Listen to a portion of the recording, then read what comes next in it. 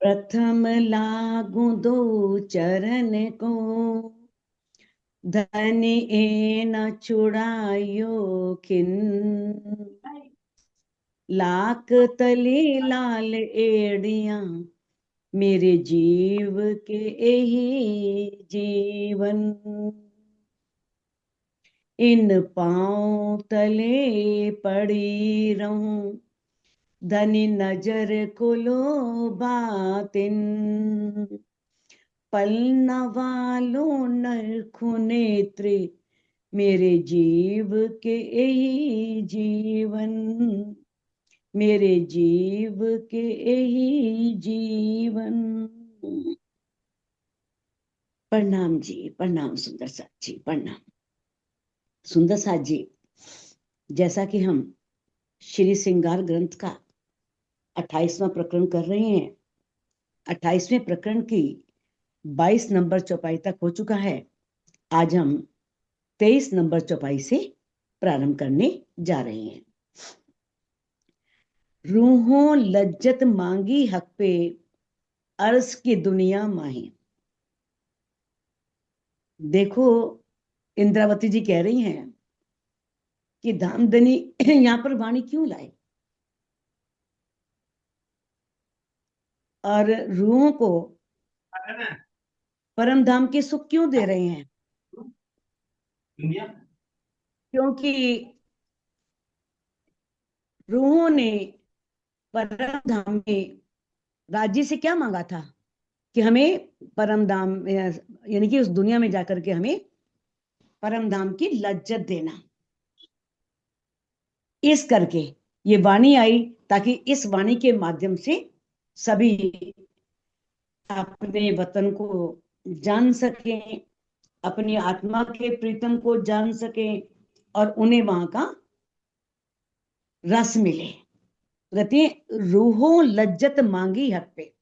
ये तो रूहों ने बड़ा अच्छा काम किया कि राज्य से क्या मांग लिया परम धाम में, कि हमें माया के ब्रह्मांड में माया दिखाने के लिए लेके तो जा रहे हो, लेकिन हमें परम धाम की लज्जत देना। लज्जत मैंने आनंद। तो इल्म दिया सबो अपना, बिना इल्म लज्जत नाहे। इसीलिए दामदनी ने ये ब्रह्मवाणी उतारी, क्योंकि बिना ब्रह्मवाणी के, बिना इल्म आए परम धाम की लज्जत मिल नहीं सकती। देखो, इस वाणी के द्वारा ही तो हम जानते हैं कि कैसा परम धाम है, परम धाम के सुख कैसे हैं, किस तरह से धनी हमें परम धाम में कितने लाड़ दिया करते थे, लज्जत दिया करते थे। तो इसे ज्ञान के द्वारा जान करके रो धनी से ये हुज्जत लेती है, ये दावा करती है कि धनी मुझे वो परम धाम के सुख दो। तो एक रूह चितवनी के माध्यम से अपने आत्म चक्षुओं से परम धाम के 25 पक्षों के सुख ले सकती है।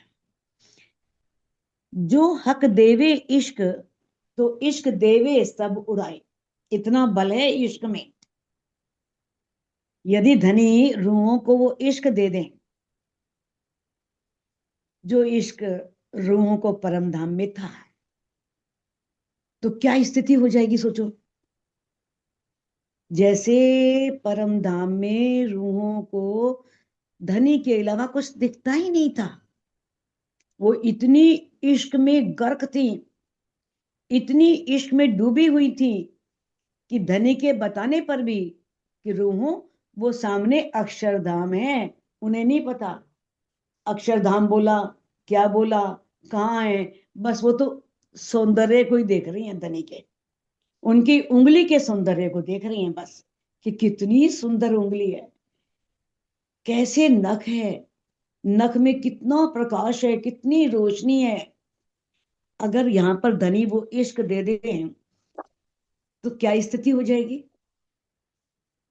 जो धनी ने इस माया के ब्रह्मांड में रूहों को कुछ उत्तरदायित्व दिए हैं, कुछ उनके फर्ज हैं, तो रूह उन फर्जों को निभा नहीं पाएगी, फिर अपने उत्तरदायित्व को पूरा नहीं कर पाएगी, क्योंकि इश्क देवे सब उड़ाए, वो इश्क तो सब कुछ उड़ा देता है।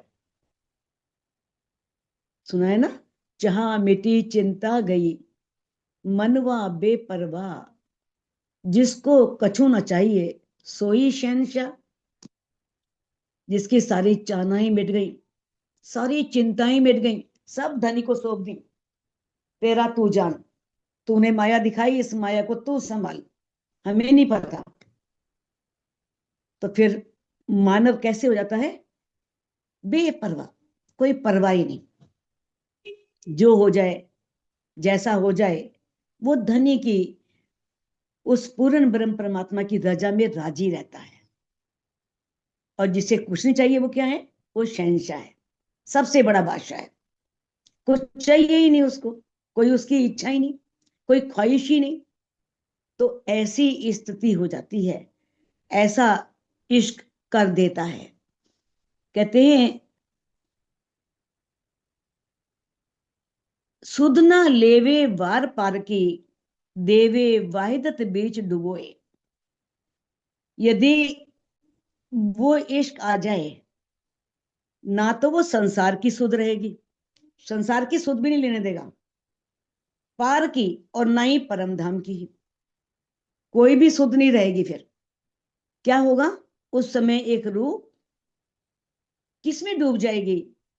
एक दिली में, जो परम धाम में। देखो, एक दिली में जो सुख है ना, वो सुख कहीं है ही नहीं। जहां एक है वहां दुख क्या होगा? जहां दो है वहीं दुख होता है ना। जहां द्वैत है, दो है, कंपटीशन की भावना आती है, क्यों मेरे से आगे बढ़ रहा है, क्यों बढ़ रहा है, मैं आगे बढ़ूं, उसे पीछे कर दूं। तो ये भावनाएं पैदा होती हैं।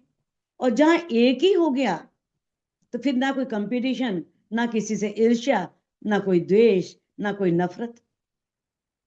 तो वो क्या करता है इश्क? रूह को वाहिदत के अखंड सुख में, आनंद में डुबो देता है। अखंड आनंद जो वाहिदत में है, रूहों को है ही नहीं कि कोई रूह राज्य से बात कर रही है, उसे लगता है मैं ही तो कर रही हूं। तो इस तरह से ये स्थिति होती है। कहते हैं, जब इलम सबो आइया, तो कछु शक्ति देवे दिल। सुंदर सा जी धामधनी ने अगर इस वाणी के माध्यम से कुछ प्रश्नों को खड़ा किया भी है, तो उन प्रश्नों का समाधान भी किया है। अगर इस वाणी को अच्छी तरह से पढ़ लिया जाए, इसका मंथन किया जाए, तो कोई प्रश्न बचेगा ही नहीं। अगर दिल में कोई प्रश्न आ भी रहा है, तो इसका मतलब आपने वाणी को अच्छी तरह समझा ही नहीं।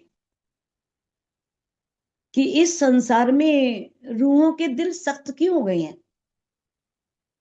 माया इतनी हावी क्यों है?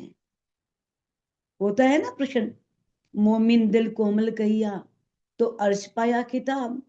राजी की वाणी तो ये कह रही है कि मोमिनों का दिल तो बहुत कोमल है, इसीलिए उसे परम धाम क्या शुभ मिली है, अर्श का किताब मिला है। लेकिन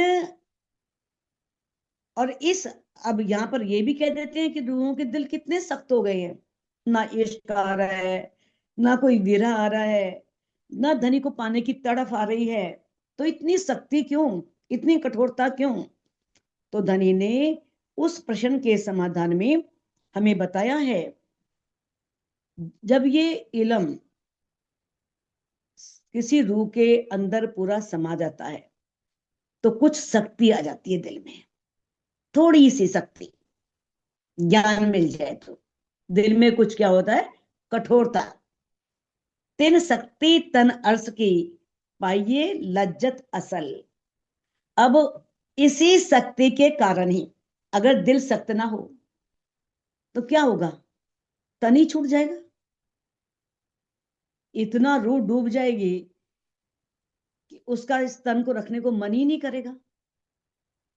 तो इसके कारण ही ब्रह्म सृष्टियों को तन अर्श की, तन अर्श के मतलब क्या है, जो हमारे मूल तन है परम धाम में राज्य के चरणों में, पाइये लज्जत असल, और जो असल है हमारा मूल वतन परम धाम, उसकी लज्जत मिलती है, उसकी कुछ अनुभूति होती है, कुछ अनुभव होता है। क्योंकि प्रेम की स्थिति ऐसी होती है जो पागल की स्थिति होती है। जैसे पागल होता है ना, उसे पता ही नहीं क्या कर रहा है क्या नहीं, किस समय क्या करना है किस समय क्या नहीं करना, तो वो भी ऐसी है, क्योंकि वो उसने पा लिया है पार ब्रह्म को, पा करके वो गल गई है, अपने अस्तित्व को खत्म कर दिया उसने।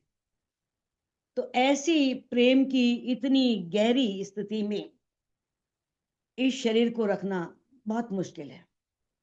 एक रूह शरीर को रख नहीं पाती, तो उसके हृदय में ज्ञान आने से थोड़ी शक्ति आ जाती है, कठोरता आ जाती है, जिसके कारण वो विरह में डूब करके चितवनी करके परम धाम को, अपने प्रीतम को, अपनी पर आत्म को, उसकी एक झलक को देख लेती है, उसका अनुभव कर लेती है, उसे लज्जत मिलती है, आनंद मिलता है कि आज मैंने चितवनी में ये देखा, ये मुझे ये आनंद प्राप्त हुआ।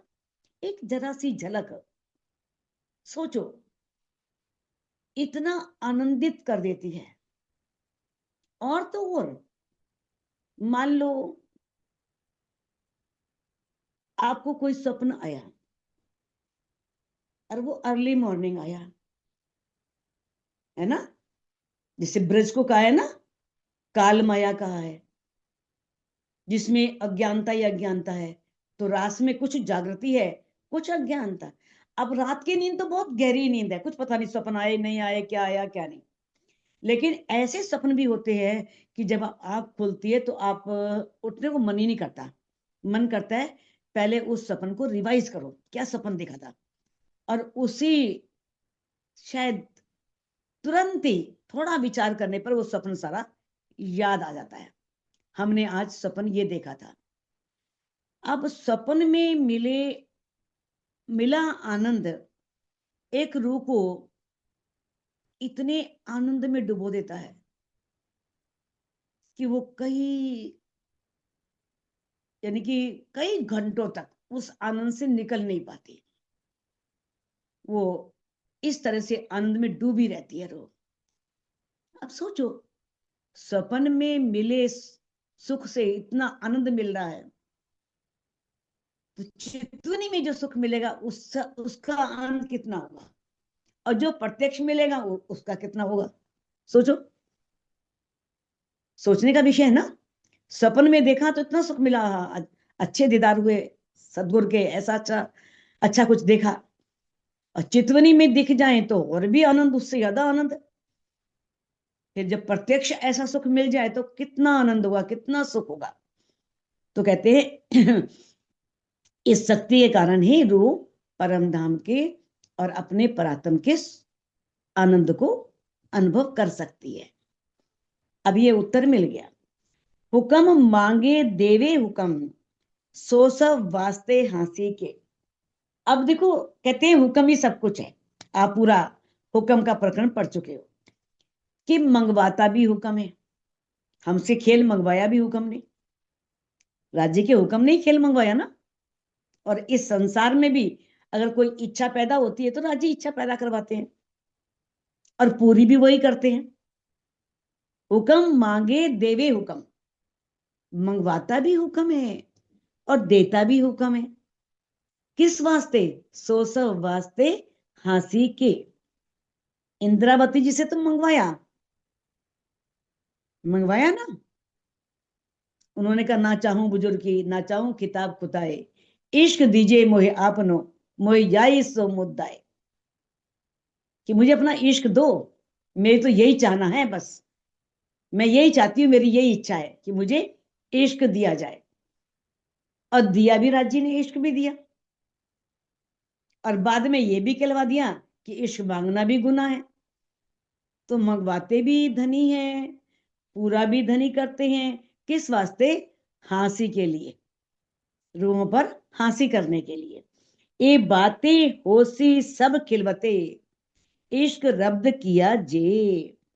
अब परमधाम में अपने आत्मा के प्रीतम से, प्राण वल्लभ से जो हमने इश्क रब्द किया था कि हमारा इश्क बड़ा है, हमारा इश्क बड़ा है, तो जागृत होने पर ये सारी बातें बहुत जोर शोर से होंगी। अब बताओ किसका इश्क बड़ा है।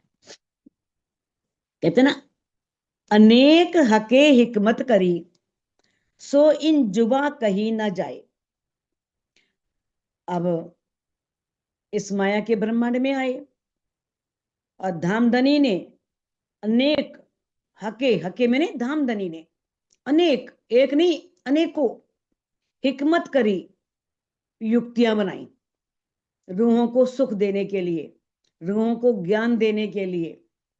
कैसे? इन जुबा कहीं ना जाए। इंद्रावती जी कहती है कि मैं इस जुबा से वर्णन नहीं कर सकती, इस जुबा से नहीं कहा जा सकता। होसी हासी सबो अर्श में, जब करसी बातें बनाए। जब आत्माएं परम धाम में जाग जाएंगी तो ये खेल की बातें करेंगी, तब बहुत अधिक हंसी होगी कि खेल में हमने क्या क्या किया। तो उस समय बहुत हंसी होने वाली है। कहते हैं, हके किया सब हासिये को, जो जरे जरा माहे खेल। देखो, जरे जरा, जरे जरा मैंने छोटी से छोटी, बहुत सी भूलें होती हैं, अनेक भूलें होती हैं। अब इस खेल में भी रूहों से अनेक घटनाएं हो रही हैं, छोटे से छोटी घटनाएं बहुत सारी। ये किससे जुड़ी हुई हैं? सब रूहों की हंसी से जुड़ी हुई हैं। आप श्री बेतक साहिब जानते हो, सुन चुके हो, सब पता है। धनी ने हंसी करके हमें कितनी सिखापन दी है। लच्छीदास की हंसी भी आपने सुनी। धनी ने बताया है कि मैं खुद भी आगे कहूं ना, उस पर भी विश्वास मत करना, जो वाणी में कहा है उस बात को मानना। तो ये सब किस लिए हो रहा है? सिर्फ हंसी के लिए। कहते इन हंसी से कोई न बचिया, या यार या सिरदार। श्यामा महारानी नहीं बची, चिट्ठियां लिखी, चिट्ठियां लिखवाई कि जागनी मुझसे करवाओ, तो कोई भी बचने वाला नहीं है। इश्क रब्द के कारणे तीन बेर आए माहे लैल। लैल मैंने इस अज्ञानता की लंबी रात्रि में, बस एक इश्क रब्द के कारण 3 बार आए। पहले ब्रज में आए, 11 साल, 52 दिन की लीला, 11 साल के पश्चात ही उन्हें अपशब्द बोल दिए, तुम कामी हो, कितनी बातें बोल दी। तो ये भी तो हंसी है कि 11 साल के अंदर ही माया का इतना प्रभाव हो गया कि हमने धनी को पहचाना ही नहीं, और किस तरह से कैसे कैसे उनके लिए शब्द बोल दिए। फिर रास में गए, तब घर की सुध नहीं, पता ही नहीं। हाँ, ये पता लगा कि आत्मा के प्रीतम है। तो किस तरह से धनी पहले हमें ब्रज में लाए, फिर रास में लाए, रास से फिर परम धाम में लेकर के गए। फिर हमने खेल मांग लिया, किस लिए? ताकि अब की बार बहुत सावचेत रहेंगी, जो पहले भूली हो गई अब वो भूले नहीं करने। अब की बार एक चांस और दे दो बस। हम अक्सर हार रहे होते हैं तो कहते हैं एक चांस और चाहिए, बस इस चांस में तुम जीत ही लेंगे। राज जी कहते हैं देखता हूं कैसे जीतोगी। तो किस तरह से धनी ने उन्हें दोबारा तीसरी बार जंगनी के ब्रह्मांड में लाए, और किस प्रकार से अलग अलग देशों में, प्रांतों में, अलग अलग भाषा, जुदे जुदे धर्म, अलग अलग उन सबको मोतियों को बिखेर दिया कि देखता हूं अब तुम कैसे इकट्ठी होती हो। फिर इकट्ठा भी खुद कर रहे हैं, बताओ, है ना? इकट्ठा भी खुद कर रहे हैं वाणी के माध्यम से, सबको जगा रहे हैं। तो 3 बार धनी यहाँ पर लेकर के आए। अब तीसरी बार ये जागने का ब्रह्मांड के छठे दिन की लीला चल रही है। हक हासी बातें जाने हक, या जाने हक इलम। अब ये बातें जो हैं हांसी की, कौन जानते हैं? तो राज जी जानते हैं। या राज्य का इलम जानता है। इस हंसी को, जो रूहों के ऊपर हंसी होनी है, इसके बारे में कौन जानते हैं? या स्वयं राज्य जानते हैं, या फिर उनका ये ब्रह्मवाणी जानती है। इन इल्मे सिखाई रूहों जो बातें अर्श में करसी हम। अब ब्रह्मवाणी के ज्ञान से आत्माओं को ऐसी ऐसी बातें पता चली, सब कुछ पता लग गया, राज्य के दिल के गुज भेद पता लग गए, सब कुछ धनी ने वाणी में जाहिर कर दिया। अब वो बातें सारी हम परमधाम में जब जागृत होंगे तब वो बातें होंगी, वो बातें करेंगे। यही खुलासा सब बात का हके किया हांसी को। अब जो ये खुलासा किया, खुलासा मैंने सत्य की जानकारी, हकीकत, वास्तविकता, किस लिए? कि ये जो लीला राज्य ने की है वो आत्माओं पर हंसी करने के लिए की है, उन्हें पता लग जाए कि किस तरह से इश्क बड़ा किसका है, किस तरह से, क्योंकि परम धाम में जो है वो इस माया के ब्रह्मांड में नहीं है। धनी ने इस वाणी के माध्यम से रूहों को हर बात की जानकारी दी। कहते हैं इन इल्मे सिखाई रूहों, सॉरी, रहता रब्द रूहों इश्क का, सब कहतियां बड़ा हमो। अब परमधाम में हमेशा रूहों में अनादिकाल से ये इश्क रब्द चल रहा था, और सब कहती थी कि हमसे बड़ा कोई है ही नहीं, हमसे बड़ा इश्क किसी का नहीं है। राजी कहते हैं मेरा इश्क बड़ा है, मैं रूहों से, श्यामा जी से बहुत प्यार करता हूँ। श्यामा जी कहती है मेरा इश्क बड़ा है, मैं सब रूहों को बहुत प्यार करती हूँ। और रूहें कहती हैं हमारा इश्क बड़ा है, हम उससे धनी को भी रिझाती हैं और हमने श्यामा महारानी को भी रिझाती हैं। तो इस प्रकार से ये इश्क रब्द कब से चल रहा था। यही वास्ते खेल दिखाइया, इश्क गया सब भूल। अब जिसके कारण खेल दिखाया, जो जड़ है इश्क, और वो ही इश्क रूहों को भूल गया। खेल तो इससे दिखाया ना इश्क बड़ा किसका है। अगर ना भूलता तो रूहें सिद्ध कर सकती थी हमारा इश्क बड़ा है, देखो इस ब्रह्मांड में आई, नाम तुम्हें भूली ना परमधाम को भूली, हमें तो याद था सब कुछ। तो किस प्रकार से जिस इश्क के कारण, इश्क रब्द के कारण धनी ने ये माया का ब्रह्मांड बनाया और सभी को वो इश्क भूल गया, क्योंकि ब्रज में रास में सखियां परमधाम के प्रति बिल्कुल बेसुध थी, कोई सुध नहीं परमधाम की। अब उनको क्या किया, फेर के सब सुध दई भेज फुरमान रसोई।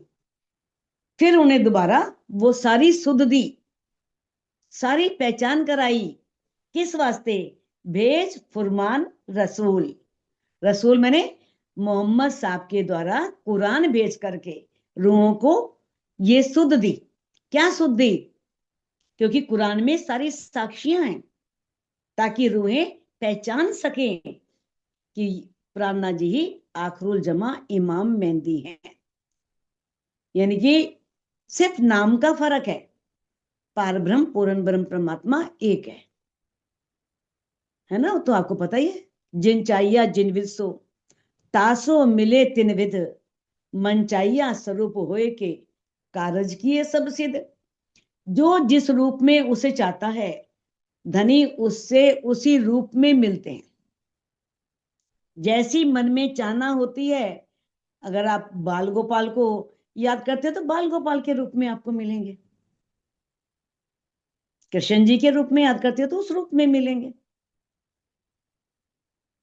तो जिन चाहिए मन चाहिए स्वरूप होए के, जैसा मन में चाहते हो वैसा स्वरूप धारण करके सारे कार्य सिद्ध करते हैं।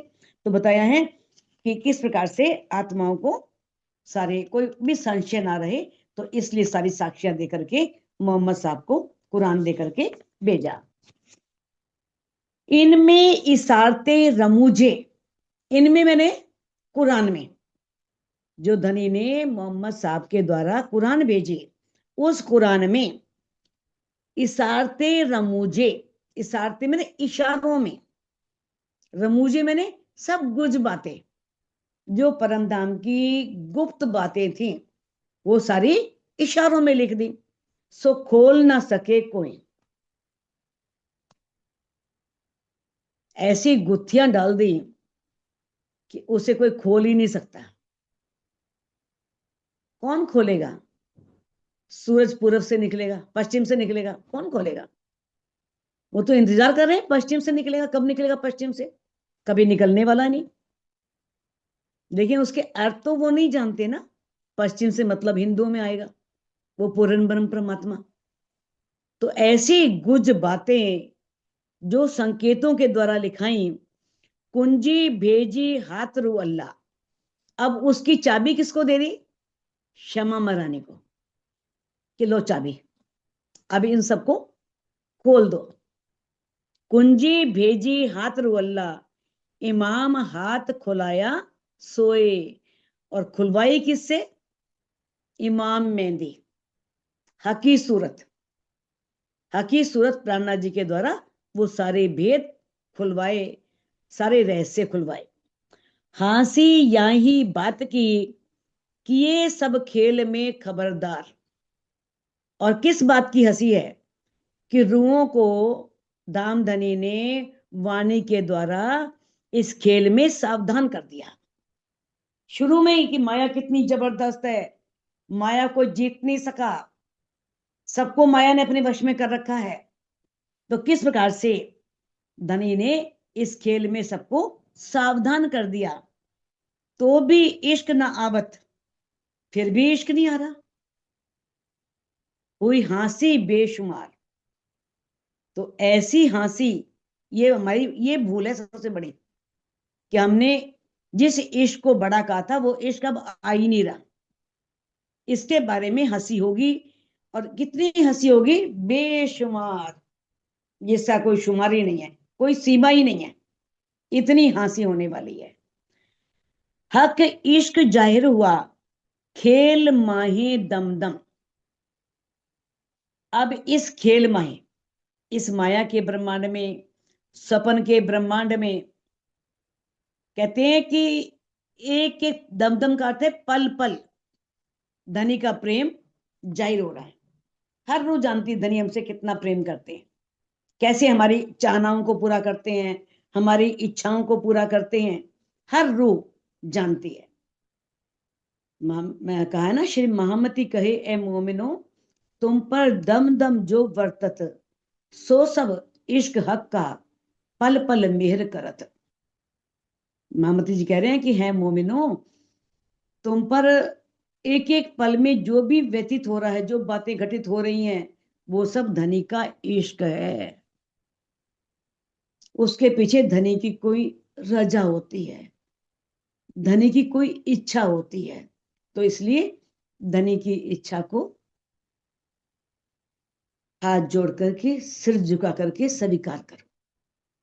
तो कहते हैं किस प्रकार से, और न चौदह तबकों बिना इश्क कसम। तो देखो, अब इसमें इंद्रावती जी ने, देखो पहले तो धनी ने कहा, इसी प्रकरण में पीछे चौपाई आई थी, उस चौपाई में क्या कहा था? कि हमें हर जगह धनी का इश्क दिखाई दे रहा है ना, इश्क ही इश्क दिखाई पड़ रहा है। तो अब इसका मतलब क्या है? कि हमारी जो ज्ञान दृष्टि है ना, ज्ञान दृष्टि जानते हो, आत्म चक्षु, जो इस वाणी को पढ़ करके, इस वाणी को समझ करके, पार ब्रह्म की पहचान करके जो हमारी अंतर्दृष्टि खुल गई और हमें राज्य के स्वरूप की वास्तविक पहचान हो गई, तो उससे क्या हुआ? जो इश्क की मार्फत थी ना, मार्फत क्या है? प्रेम की सर्वोत्कृष्ट अवस्था, सबसे ऊंची अवस्था, उसे मार्फत अवस्था बोलते हैं। जो परमहंसी प्राप्त करते हैं, सबको प्राप्त नहीं होती। और इस संसार में धनी ने अपने मार्फत सुख की पहचान कराने के लिए ही वाणी उतारी, कि मेरा मार्फत स्वरूप क्या है। तो इस प्रकार से बताया है कि यही कारण है, देखो, कि हमें कण कण में इश्क दिखाई दे रहा है। इंद्रावती जी कह रही हैं, जैसे हमारा कोई प्रेमी है, हमारा प्रेमी हमें कोई उपहार देता है, तो हमें उस उपहार में ऐसा होता है जैसे हमारा हमारे प्रेमी का प्रेम छिपा हुआ है। इतना उस उपहार से प्रेम होता था कि हमारे प्रेमी ने दिया है और इसमें उसका प्रेम समाया हुआ है। तो माया का ब्रह्मांड भी धनी ने हमें प्रेम स्वरूप दिया है। और इश्क की पहचान करने के लिए तो इश्क क्यों नहीं नजर आएगा? आएगा ना। क्या इस संसार में इश्क नहीं? कितना इश्क।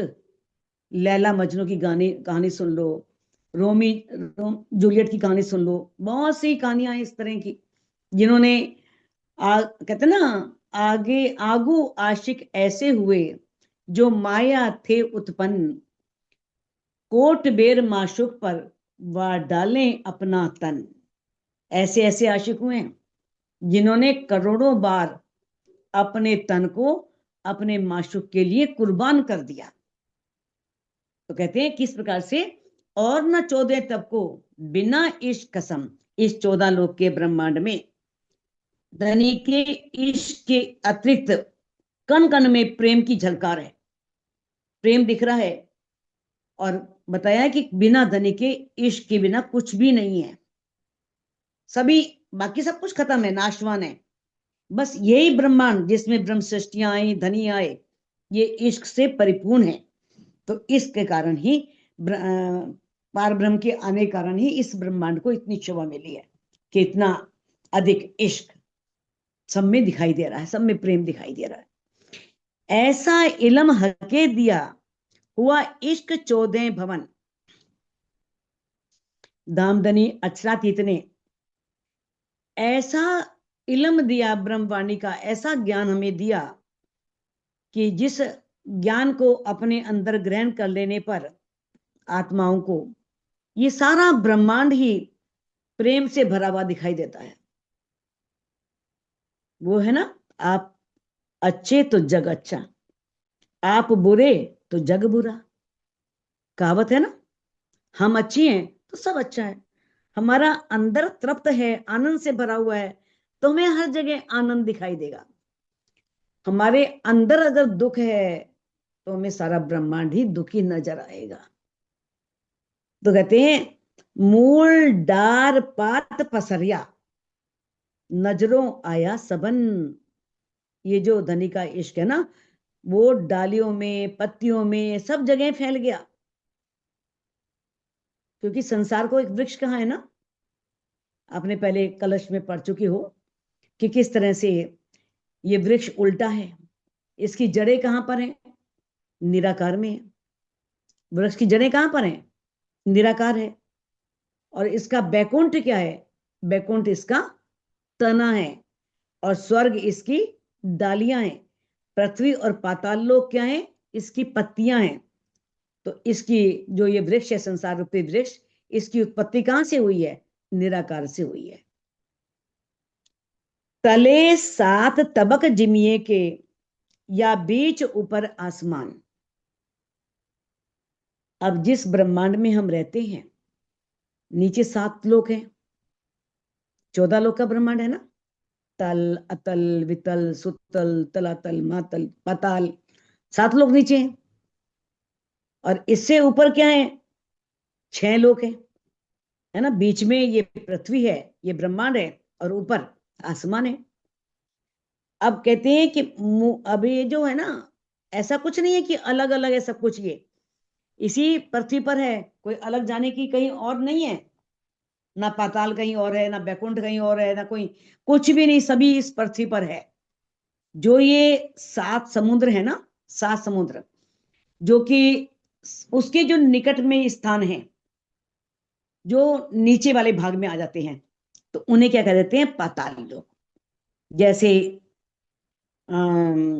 अपना ऑस्ट्रेलिया है या अमेरिका, इन सबको क्या बोल देते हैं? पाताल लोक बोल देते हैं। ये पाताल लोक है सारे। जैसे ना, अब आपने देव सुना था, आपने भागवत में उसमें महाभारत देखी, उसमें देखा किस तरह से भीमसेन जो था वो विष खाने कारण से गंगा में डूबते डूबते कहां पहुंच गया? पाताल लोक में पहुंच गया। ऐसे ही सगर के पुत्रों की कहानी है, किस तरह से वो घोड़े खोजते खोजते पाताल लोक में पहुंच गए, कपिल मुनि के आश्रम में पहुंच गए। तो कपिल मुनि का आश्रम कोई पाताल में थोड़ी है कोई, वो इसी पृथ्वी पर है, यहीं पर है, पाताल कोई अलग नहीं है। बस जो नीचे के स्थान है उन्हें पाताल कह दिया, जो थोड़े ऊंचे स्थान है उनको दिव्य लोक कह दिया, उनको बैकुंठ या ऐसा स्थान कह दिए उनको, ऊंचे स्थान। तो ये सब यहीं पर ही है, अमेरिका, ऑस्ट्रेलिया, ये सब पाताल लोक कहते हैं। अब जो ब्रह्मांड रूपी वृक्ष है, वो उसका फूल क्या है? हिमालय। फल क्या है? भारतवर्ष। मूल विरक पात फूल फैलिया, सब हुआ इश्क सुभान।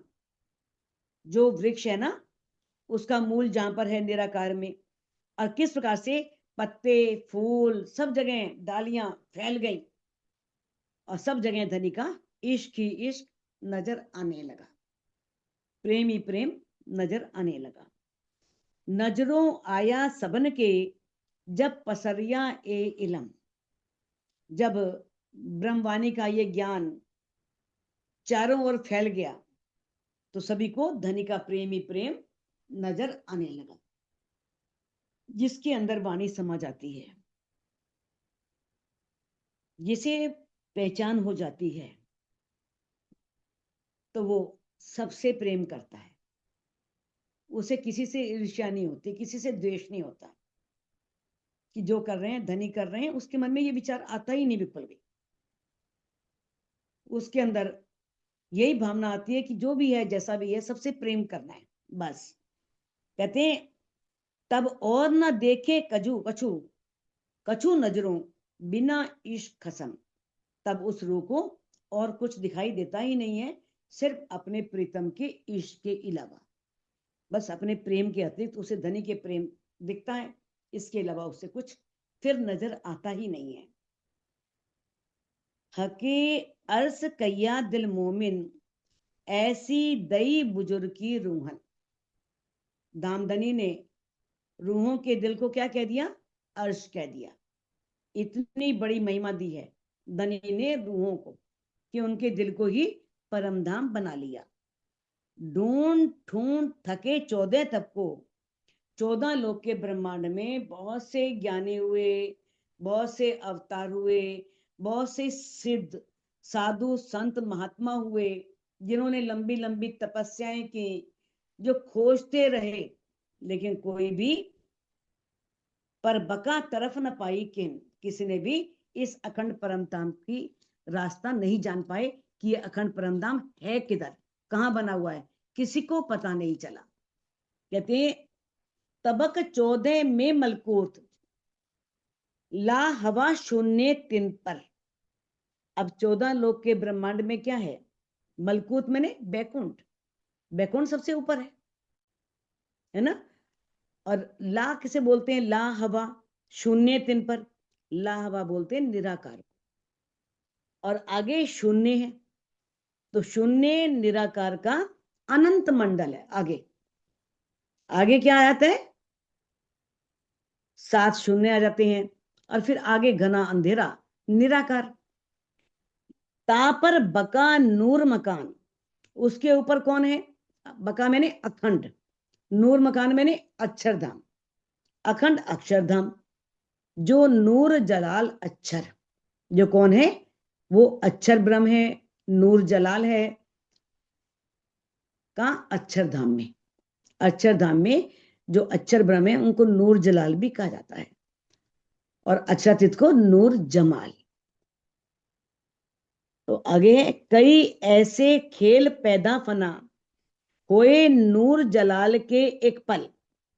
ऐसे मिट जाने वाले नश्वर ये ब्रह्मांड उस अक्षर ब्रह्म के द्वारा एक पल में बनते हैं।